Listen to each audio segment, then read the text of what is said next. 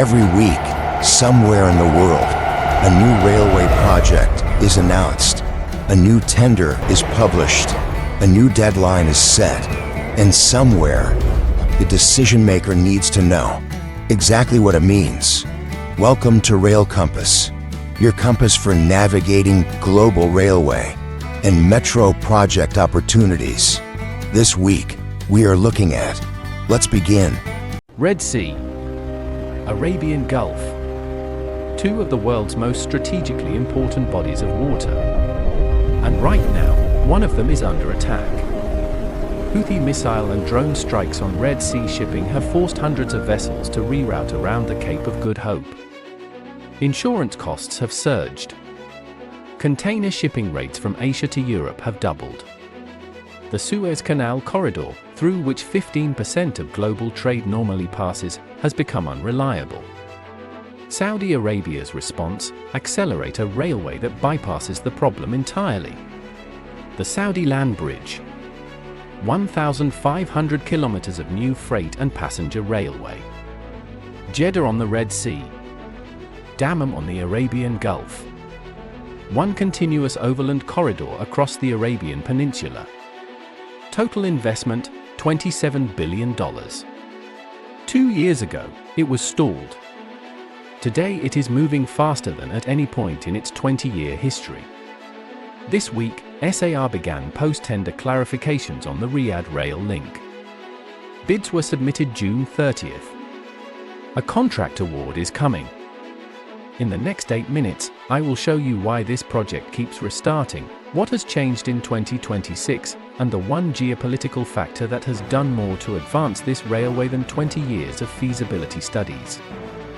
Let me start with the fundamentals. The Saudi Landbridge is a freight primary, passenger-capable railway crossing the Arabian Peninsula from west to east, or Red Sea to Arabian Gulf. The program comprises 5 interconnected elements. 1. The core Landbridge line, 950 kilometers of new double-track railway between Jeddah and Riyadh.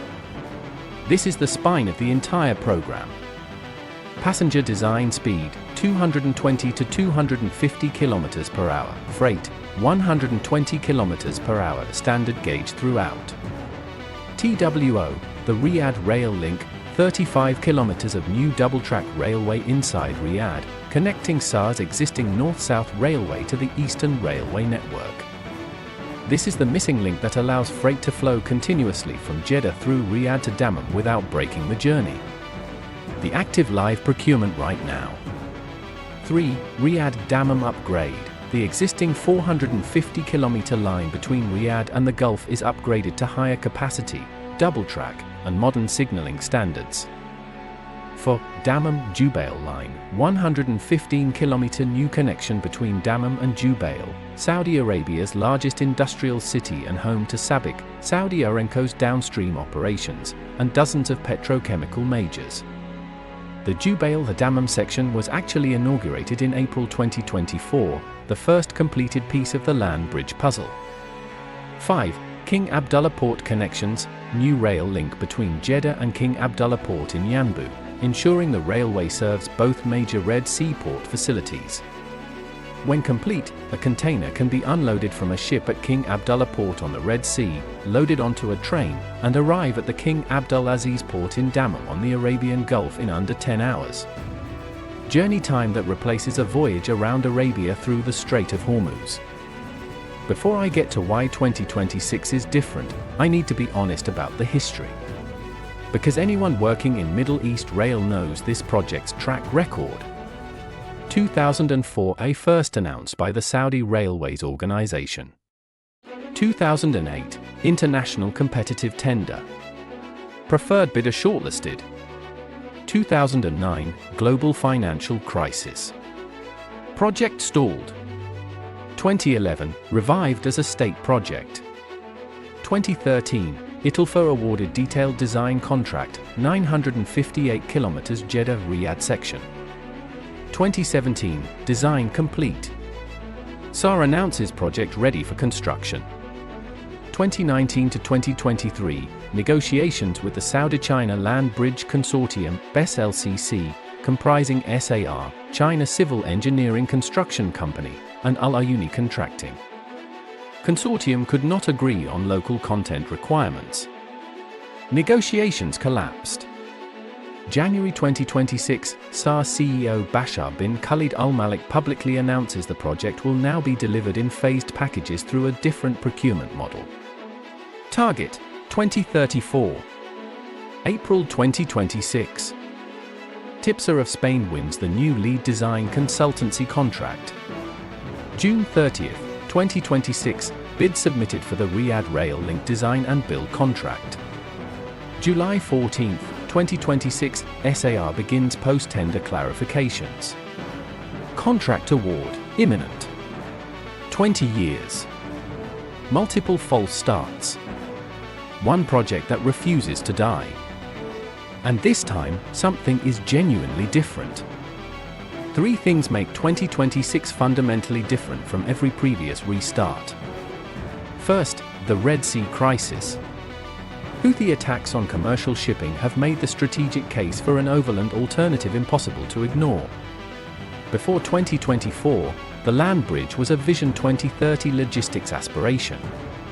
After 2 years of Red Sea disruption, with shipping rerouted around Africa and insurance costs at historic highs, it is risk management. Saudi Arabia's industrial exporters are already pre-booking freight capacity for 2026 because they cannot rely on maritime routes. Second, the phased delivery model. The Chinese consortium model, a single mega-contract for the entire 1,500 kilometers, failed because no single consortium could meet both the scale and the local content requirements simultaneously.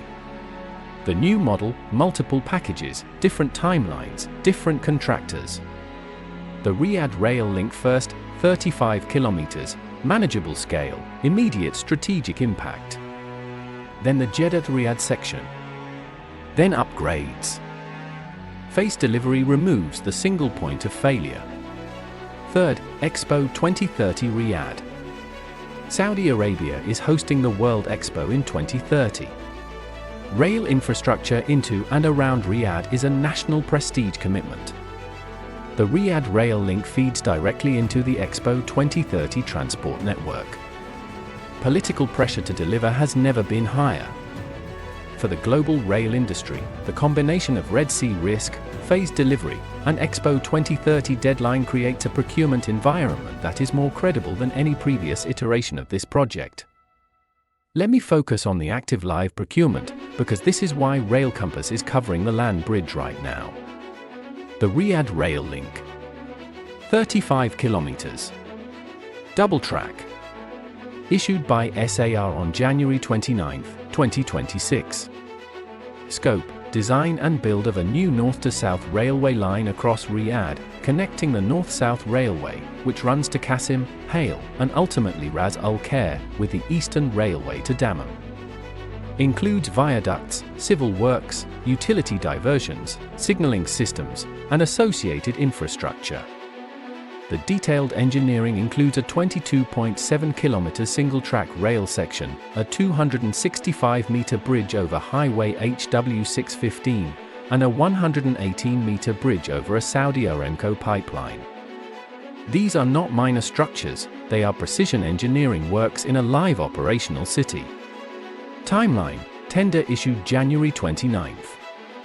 Bid deadline extended from March 29th to June 30th.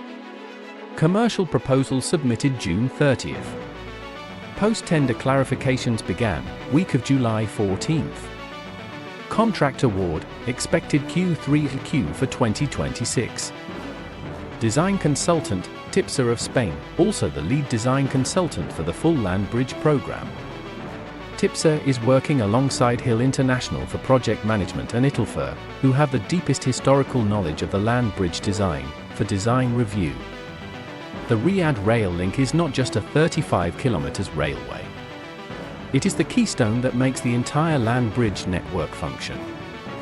Without it, the Jeddah-Riyadh line and the Riyadh-Dammam line are isolated corridors. With it, they become a continuous trans-peninsular railway. Let me spend a moment on what I call the one geopolitical factor that has done more to advance this railway than 20 years of feasibility studies. The Red Sea.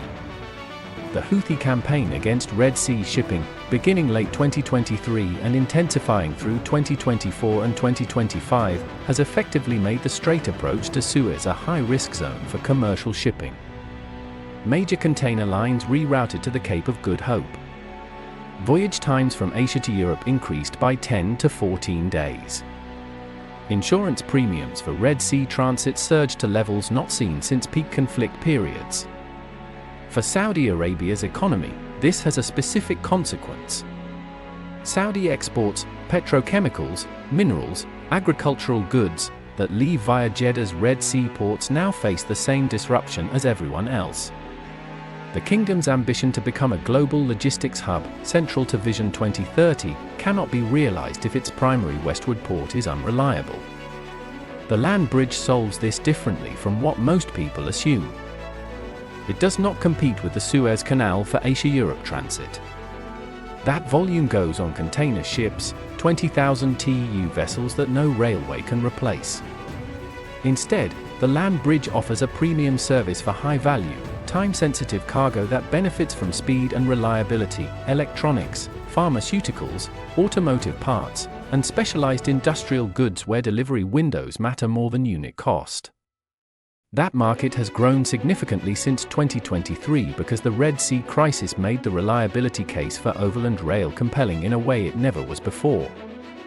The supply chain opportunity is extensive, but it is phased. Let me map the timeline. Immediate, Riyadh Rail Link, award Q3 for 2026. 35 kilometers design and build.